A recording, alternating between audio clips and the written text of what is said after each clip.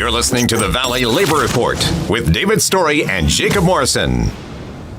Our guest today is Paul Prescott. He is contributing editor for Jacobin Magazine, host of The Jacobin Show on YouTube, and a member of the Philadelphia Federation of Teachers. Paul, thanks for your time today. Hey, great to be here. Thanks for having me. Yeah, absolutely. It's really great to having you. David, I can definitely hear that PC over there. Can you mute it? I'm looking at work. Okay, thanks. So this is Paul's second time on the show. Last time we talked to him about Trump's labor board. It was really good. If folks want to check that out and learn more about the Trump administration's war on workers, I'd really recommend checking out that interview on YouTube. So normally I like to give folks a chance to do some personal backstory about, like, especially if they're a union member, what the labor movement has meant to them. But we've got so much to go over today. I just don't think we're going to have enough time. So, Paul, at some point, we're going to have to bring you on the show to talk about, your work with the Philadelphia Federation of Teachers and, like, what got you into unions and unionism, because obviously it's super important to you. You know, you've got a hashtag Labor Paul on Twitter. You're really involved in your union, and I'd like to learn more about that. I always find there are some interesting stories there. But today, we're talking about woke corporations and racism, and I think that this is a really important topic, and y'all did a video on the Jacobin Show about this like a couple of months ago. It was 2 or 3 months ago. And ever since then, I have been just so excited to talk to you about this and to talk to you about it on this station, which is a conservative talk radio station, because a lot of, like, rank and file type conservatives, like, they get this issue mostly right. You know, they see Nike having these ads with Colin Kaepernick saying about, like, some people sacrifice everything or whatever it was, and Colin Kaepernick's making millions of dollars. He didn't really it's like, sure, maybe he should still be playing, but ultimately he didn't sacrifice a whole lot. Nike takes advantage of slave labor overseas. Coca-Cola has come out with these pro-democracy statements in the wake of the Georgia stuff. They've come out with anti-racism stuff during like, they're really posturing, and they were murdering, like in 2003, they were hiring death squads to murder Colombian trade unionists because they were organizing their factories. Conservatives see this performative, virtue signaling BS from some of the most powerful people in the country, and they're disgusted by it for good reason. And they get this issue mostly right. So I have been so excited to meet them where they're at and say, man, folks, these woke corporations, they're terrible. Let's do let's agree on this problem, and let's talk about the solution. And so there was a story, David said my monologues are really long, but so, Paul, what are your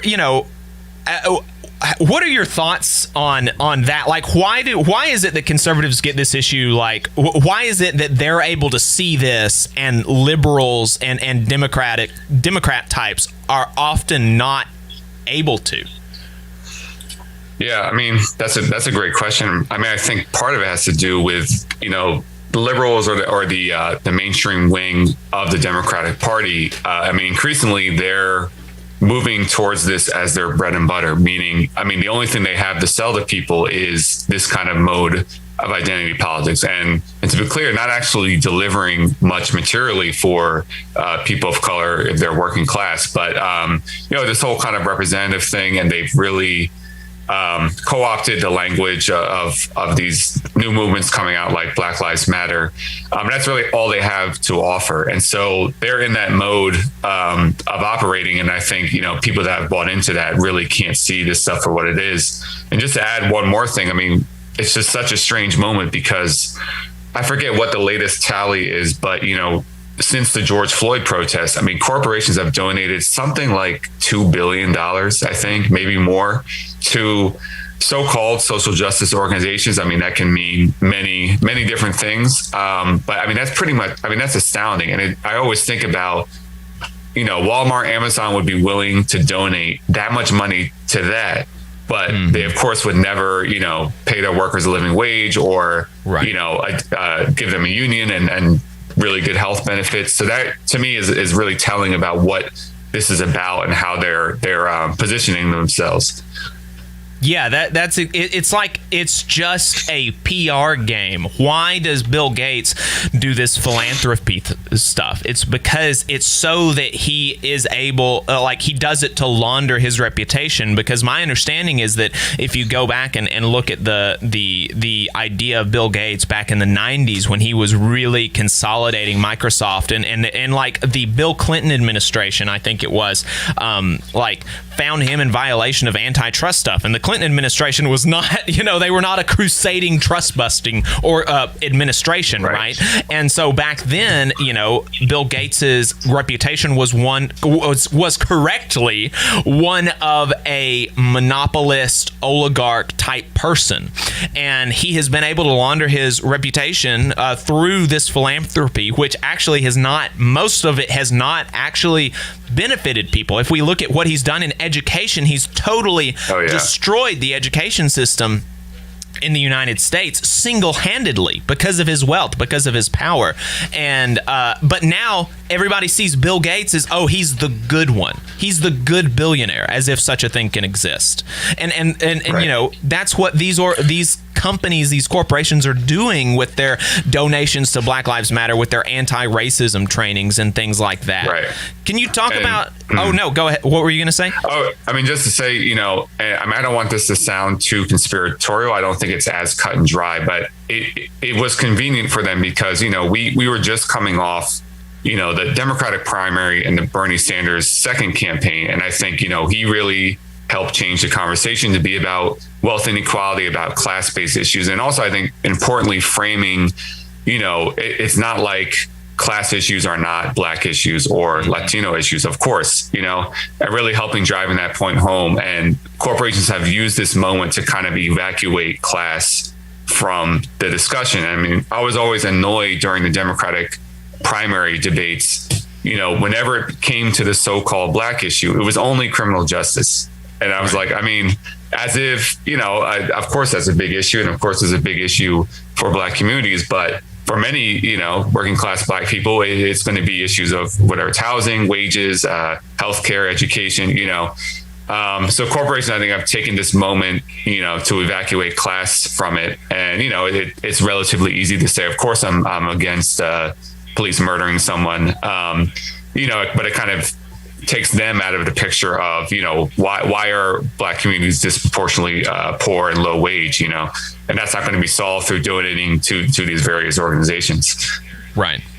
That's exactly right. And there was one, There was one story about this that really kind of, this is obviously a broader trend. We have name dropped several different corporations, and but there was one story that y'all touched on in your episode at Smith College. Can you give us the rundown of what happened at Smith College and how it exemplifies the broader problems? Yeah. So, and I mean, it's kind of a crazy story, but it really revealing.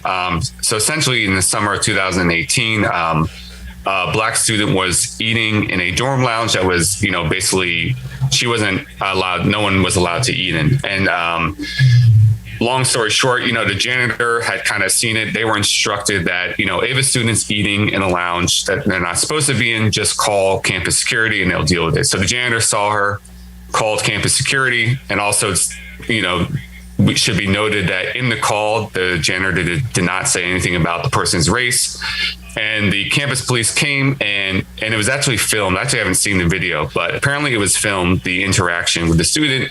It was very polite. They basically resolved it quickly. The campus security apologized and, it was cleared up. But then later, that same student went on Facebook and said this is an issue of racial profiling, was really calling out the university for racism.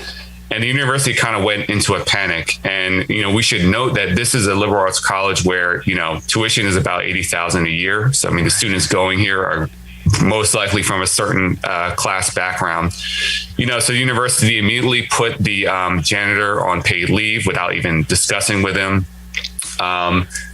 Issued an apology to the student. It became this huge issue, and the student kind of kept it up and was naming not just the janitor, but the security guard, and then also a cafeteria worker, calling them out, putting out their names, addresses, phone numbers on Facebook, saying they were racist. And, these employees kind of dealt with the harassment that came from that. And ultimately, Right. Yeah, Paul, we're going to pick that up on the other side of the break. We are talking to Paul Prescott on the Valley Labor Report. Stay tuned. You're listening to the Valley Labor Report with David Story and Jacob Morrison.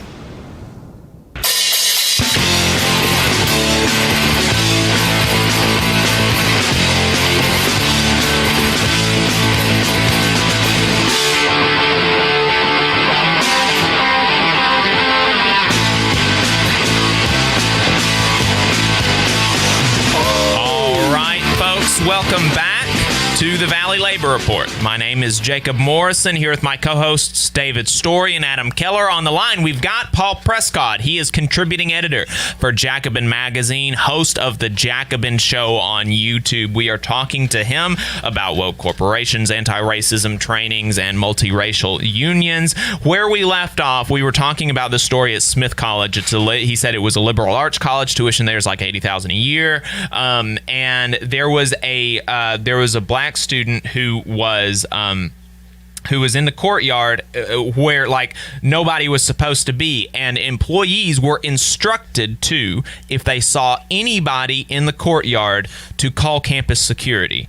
A janitor did that, and the interaction between the student and campus security, and we can say like, maybe that was a bad policy, right? This was a bad policy that was set by the school, by the administration, to immediately call people with guns. But the fact is that's what the workers were told by their bosses to do. So that's what this worker did. The interaction between the security guard and the student went well. It was cordial. It was fine. Everybody left, and there was no issues. And then after that, Paul said that the student went on social media, was calling out the administration, and the administration put the janitor on paid leave, and there was a lot of hate going towards the janitor and the administration, right, Paul? Right. Yeah, and I think unfortunately, there was more hate towards the workers. Right. And so some of these workers who were involved in the incident, got calls calling them a racist, people leaving notes on their cars.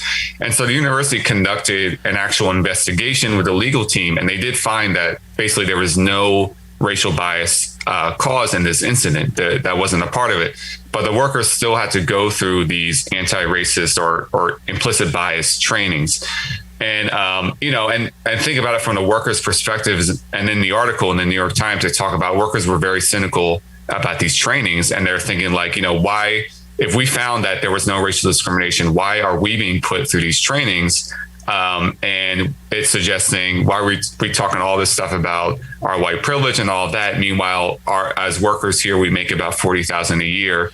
The tuition here is twice of our yearly salary. And so you kind of have these relatively privileged students who are calling them out on this for something that, again, was proven that they really didn't do wrong. Some of the workers who were involved, like, they tried to get jobs other places, and this incident kind of followed them. And I think it's a great, just cautionary tale about this stuff. And what I think about the most is like, this is like literally, I don't know what these workers' political opinions are, but like, this is a way to drive them right into someone like Trump's hands. I mean, because what does Trump and these right-wing people do? Like, these liberals are crazy with their critical race theory. Like, this is so ridiculous. And this incident is totally ridiculous. I mean, I can't even counter that. And so, and the left really has to think seriously about, what do we want to be associated with? Because I think it would not surprise me, and I wouldn't blame those workers if it's like, at this point, if they hear anything liberal or left, they're thinking about this incident they had and it just seems disgusting to them. They don't want nothing to do with it.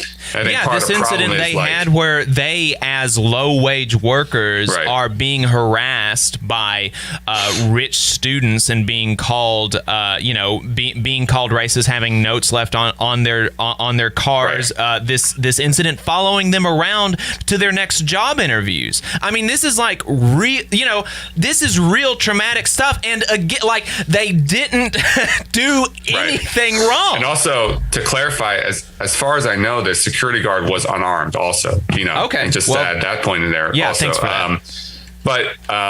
And it's like, the problem is, like, all this stuff doesn't even get at any sort of issues of racial discrimination. If that's what you're trying to get at, this doesn't do it. And I think, if anything, the sad part is it's probably going to poison the waters for these workers to talk about actual issues of racism, because in their head is this really terrible experience, and they probably don't want to have anything to do with that. And I think it's a problem, because the issue with people on the left or the far left, whatever you want to call it, they will say, like, oh, of course we're against these anti-racist trainings from Amazon. Of course we know that's bad, but they still believe like they can do their own version that's better, or they really still wind up adopting a lot of this framework, and they think it's different, or they think they can do it in a better way than Amazon would do it. But it's largely, again, a similar framework. And I think that's the danger, is that some on the left don't realize that they really are reproducing the same stuff. Again, it's easy to call out Amazon, and in this case, the university is being dumb. But the left, I think, kind of adopts this a lot, and it's a real problem. I see no better way than to continue to drive workers into the arms of the right wing with this kind of stuff.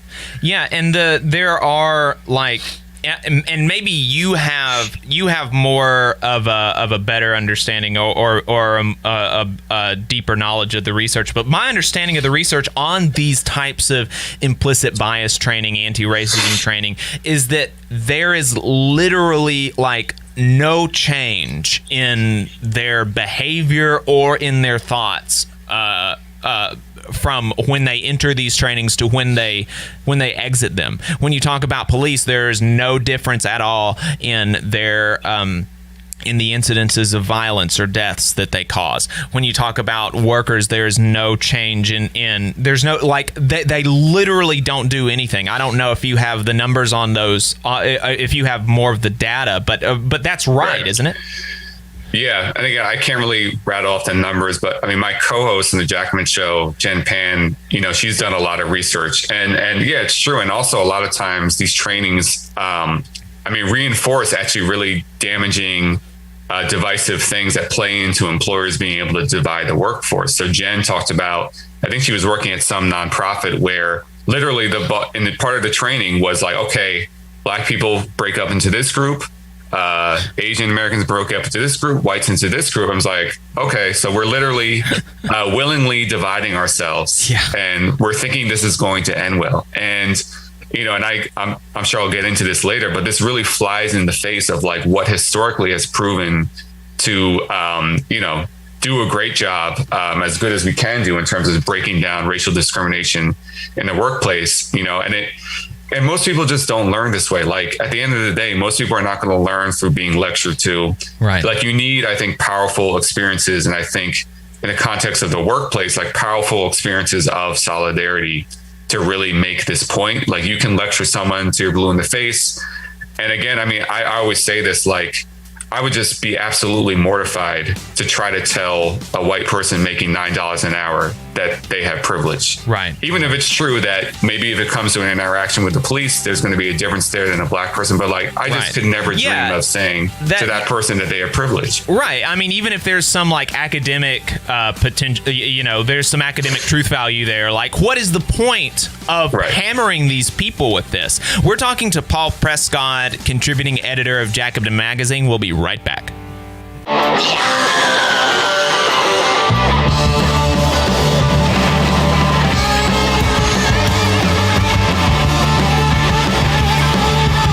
All right, folks, welcome back to the Valley Labor Report. My name is Jacob Morrison, here with my co-host David Story and Adam Keller. We are joined by Paul Prescott. He is contributing editor for Jacobin Magazine, host of the Jacobin Show on YouTube, and we just wrapped up we're talking about that incident at Smith College, and we said that so what if there's a worker who is white that makes $9 an hour? So what if, in a theoretical academic sense, they've got white privilege? Because, if they interact with the cops, there's probably going to be some difference. Like, we can say that's true, but what good does that do us?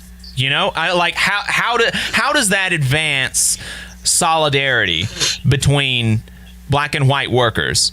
How does that advance the cause of building worker power? What good does it do us? And so the anti-racism trainings, the virtue signaling by corporations, they don't really do anything to address the problem of racism, which is a real problem in our society.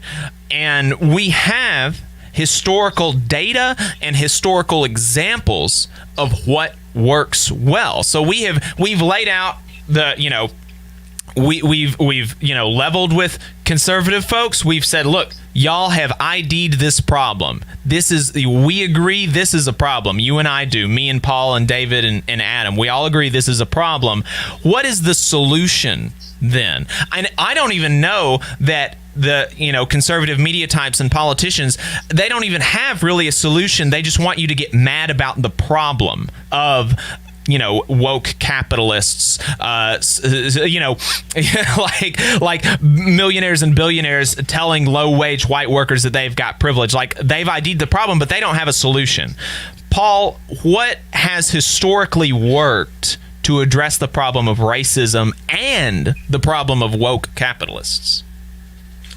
Yeah, and there's a lot I could say, but I think in short, the idea of solidarity based first on your primary material interest, and then I think branching out from there. And one of the best examples is the Packing House Workers Union that organized meat packers in the 30s and 40s when the union started.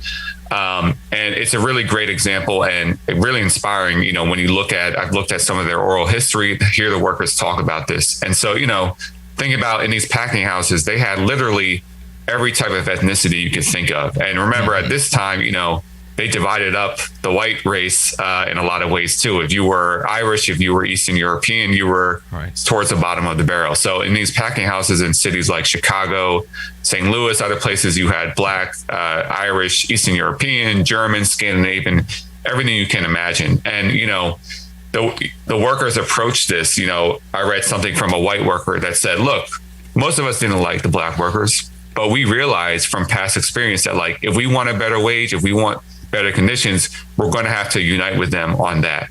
And then you go to the Black worker and they said, look, we knew the white workers didn't like us. And this was an amazing quote to me. They said, we called it a religion of unity. And they said, we never, ever, ever met in any committee without trying to have the broadest representation ethnically, also gender-wise. We never had a separate Black committee or anything like that. And so they started from that basis. And what's kind of interesting is that they didn't start with the goal of trying to change the hearts and minds of white workers.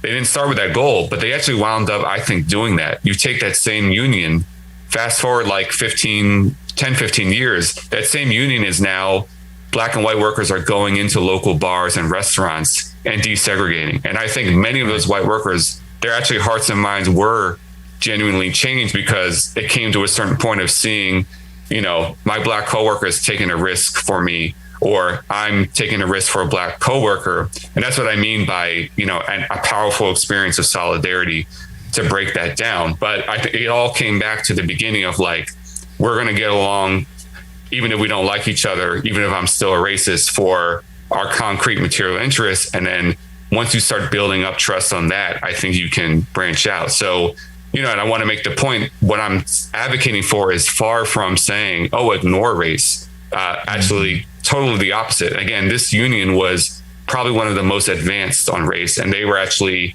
they provided the funding to start the Southern Christian Leadership Council, which was Martin Luther King Jr.'s organization. He always traditionally went to that Union Hall and spoke. So they were really at the vanguard of racial justice, but it's a totally different model than this idea of putting it on the individual white worker and trying to lecture them or change it. Again, I kind of wish it would work that way. It would actually probably be a lot easier. Right. But it just doesn't, So, and there were other unions that did that example. And again, just think about this. This is in the 30s and 40s.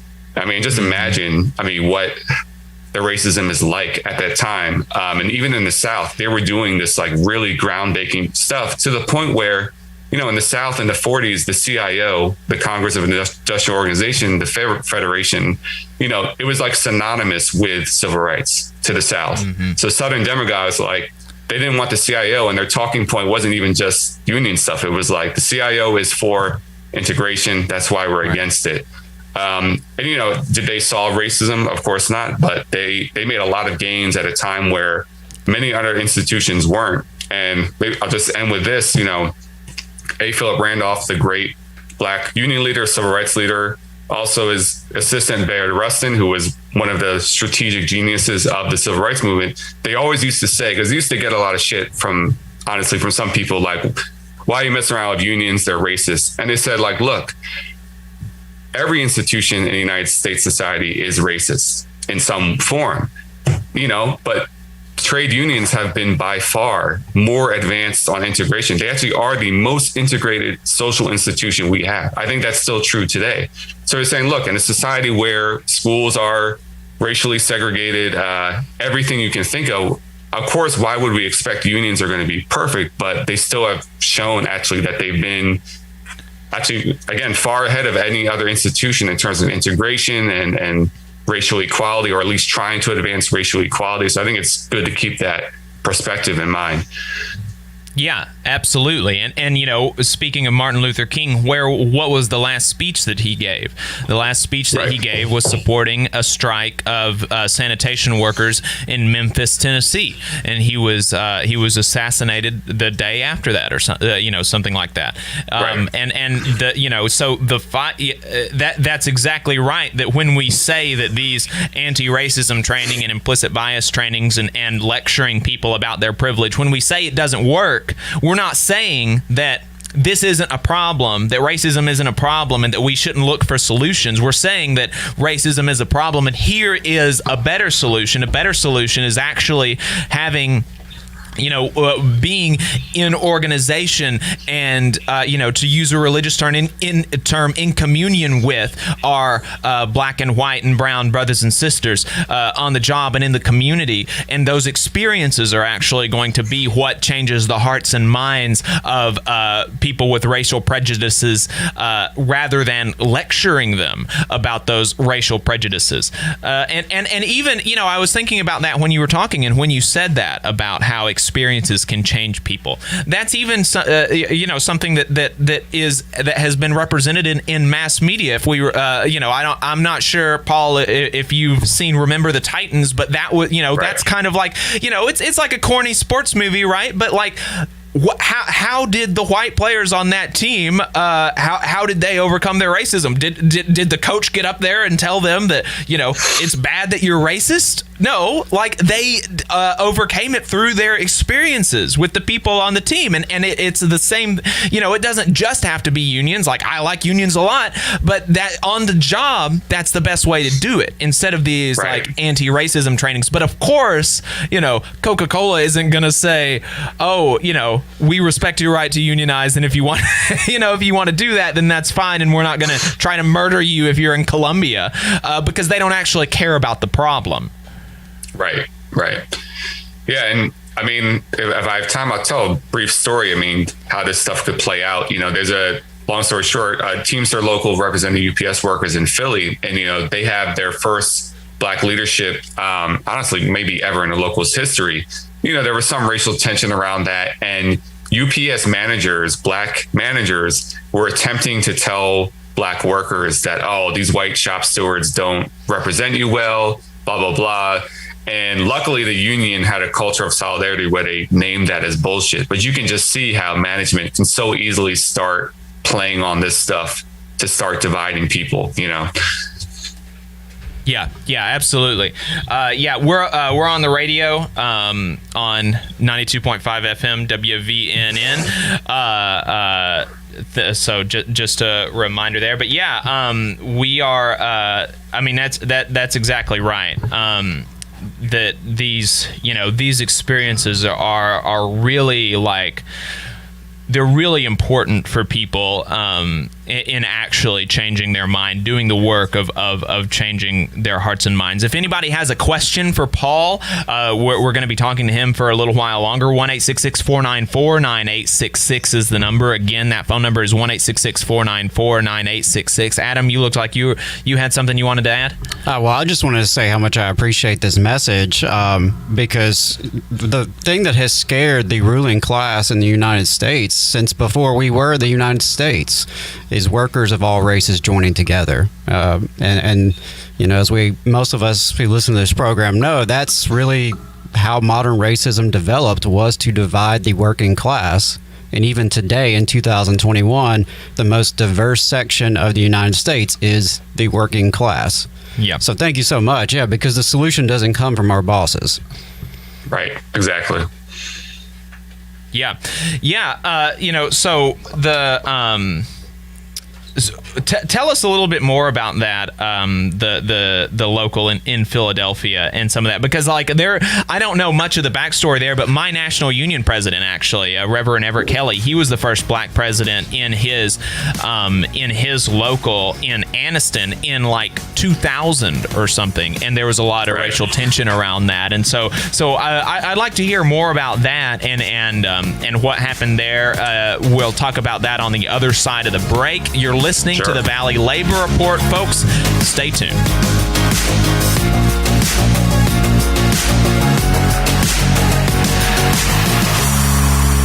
You're listening to the Valley Labor Report with David Story and Jacob Morrison. You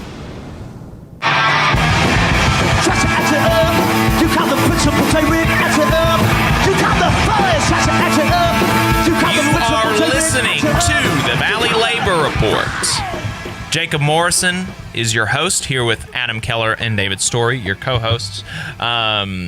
We've got on the line Paul Prescott. He's contributing editor of Jacobin Magazine, host of The Jacobin Show on YouTube. If you want to ask him a question, 1-866-494-9866 is the number. You could also tweet us at Labor Reporters or put a question in the chat on YouTube or Facebook, and we'll try to get that answered for you while we've got him here for this last segment. So talk to us some more about that local in Philadelphia. Yeah, and as I was thinking, it kind of reminded me of something that, again, sounds very, very similar to some of the packing house worker stories. So again, this was the first black president, I think, in this local's history. And during the election campaign, there was a lot of ugliness. There was a lot of, he dealt with a lot of racism from some of the members. All these ridiculous rumors and stereotypes that because he's black, if he got in power, he would spend the money on cars. Really bad, ugly stuff. And so, but what was interesting was, ever since he's been in leadership, he's been in now a little bit over a year. He's been doing a lot of really great stuff with the local in a short amount of time. And someone told me that recently they had a shop stewards call. And some of these same, white shop stewards that were, some of the biggest people against him and using racism as part of why they were against him, have done a complete 180 and said on the call, I didn't like you, I didn't trust you, but you've really turned this local around. This is the best we've been doing, in all the years I've been here.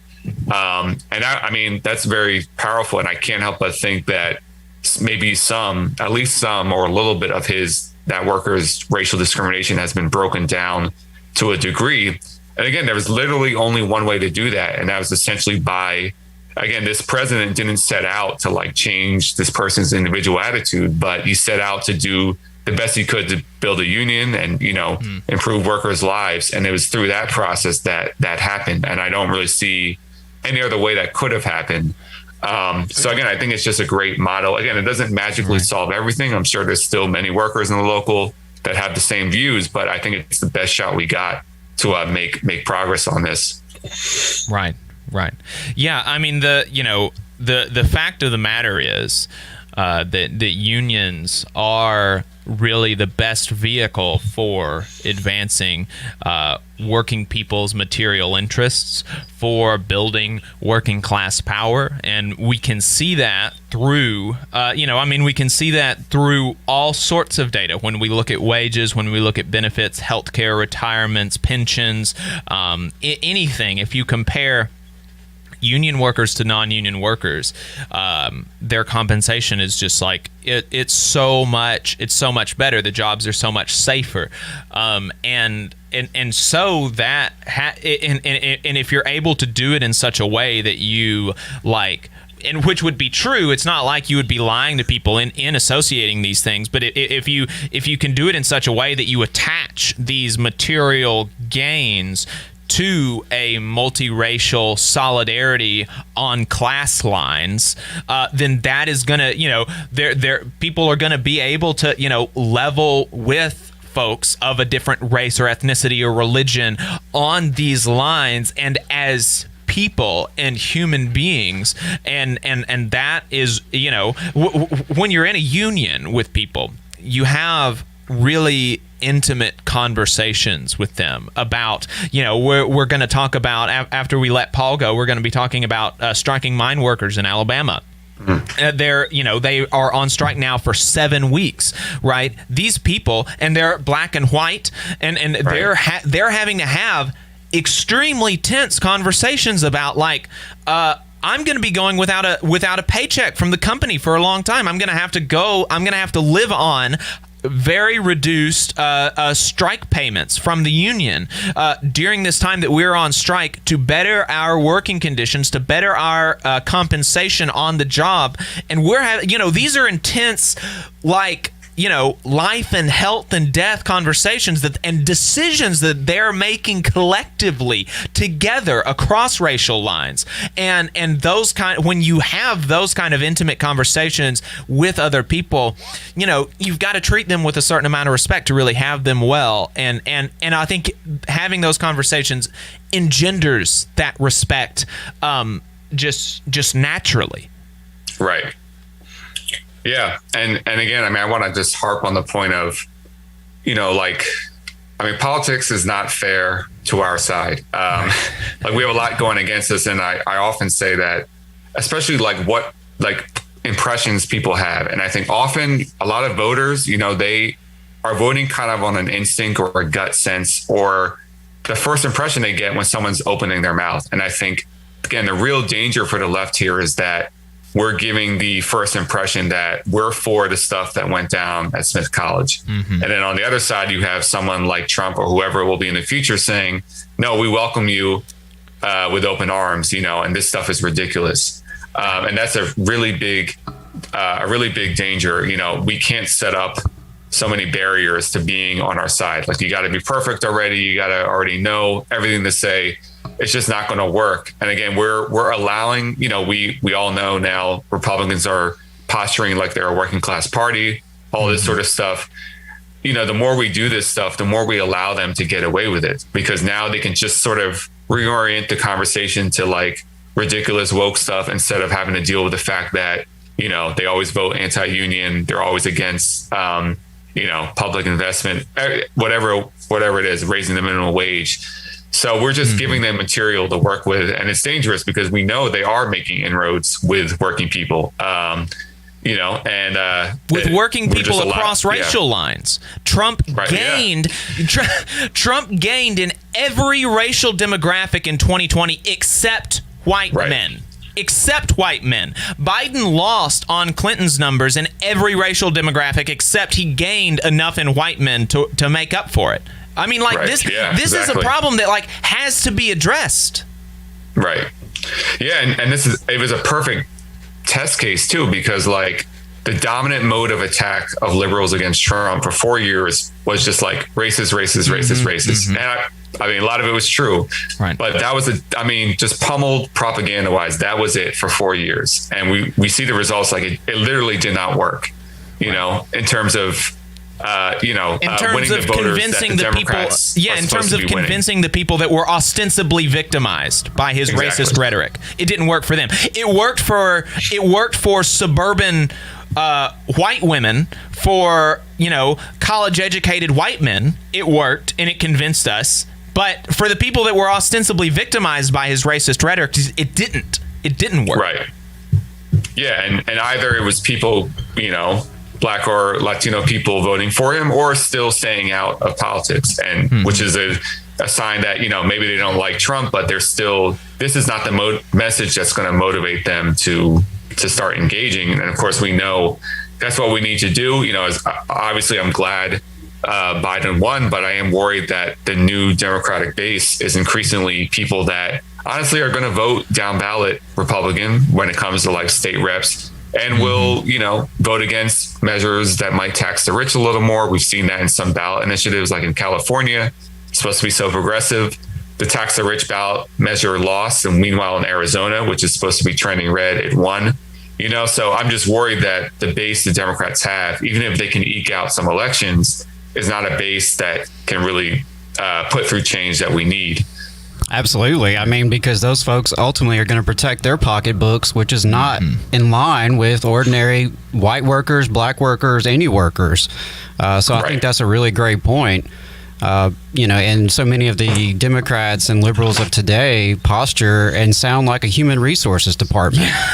And I mean, that's who wants to vote for that? Right. I mean, if you sound like your boss or a lecture that you get from HR so they prevent more EEOC claims, that's not inspiring politics. Right. Yeah. And, you know, and I used to point out to people, again, the line against Trump, like racist. Again, I mean, true, but I always said you should watch a full Trump rally. And honestly, if I had to make a pie chart, the slice that is of him being a disgusting racist is a lot smaller than what people would assume. And a lot of it was him just being relatable and kind of likable and kind of funny and kind of just sticking it to liberal elites. And kind of insane, again, when too. you take a step back, I'm like, I can totally see why people can get caught up in this, you know? And I think that just goes back to, again, this first impression. Like, when you open your mouth, do you sound like a PhD professor? No offense to anyone that is. Or do you sound like someone that is relatable? And unfortunately or not, I mean, a lot of it kind of comes down to that. So it's just something we got to think about. Right. Yeah. Paul, we've got 1 minute left, less than 1 minute left. Tell us, what is your what should workers do that want to advocate for building worker power, increasing our material interests, and where can people find you? Yeah, I mean, short answer, I mean, trying to build unions, whether you're in an existing one, get more involved. If you're not, I mean, just start having those conversations with coworkers, force yourself to talk to people maybe you don't normally do on a job. That's a totally inadequate short answer to that question. But, and yeah, people can find me in Jacobin Magazine. I write for them. And then Jacobin Show is every Wednesday on YouTube. All right, Paul, thank you so much. It was the episode of the Jacobin Show that they did with Karen Nussbaum, I think, right? Yeah. People should watch that one. For some reason, that has not as many views, and I really think that was one of our best ones. That's crazy. I think it was one of your best ones, too. Yeah. Go back and watch that in the Jacobin Show archive. Check them out every Wednesday, and read his writing, A Religion of Unity, in Jacobin Magazine. That's where he goes into detail on the Packing House Workers Union. Paul, thank you so much for talking to us. I've really enjoyed the conversation. We're going to be right back. This is the Valley Labor Report. To the Valley Labor Report. If you want to see what we're up to throughout the week and get our snide quips about the news of the day, then you should follow us on social media. We're on Facebook at facebook.com/The Valley Labor Report. We're on Twitter at Labor Reporters. I'm on Twitter at JacobM_AL. David is on Twitter at Radical Unionist. That's spelled RADICL Unionist. If you missed part of the show and want to go back and watch it later, you can search YouTube for The Valley Labor Report and subscribe to our channel. You can go back and watch the full show there, and we also clip segments and release them throughout the week. We upload the program on more than 11 different podcasting apps. So to see if we are on your listening platform of choice, go to thevalleylaborreport.transistor.fm/subscribe. We've got a website where you can buy our hats and stickers, thevalleylaborreport.org. And if you appreciate our work and want to keep us on the air, consider throwing us a couple dollars a month on patreon.com/thevalleylaborreport.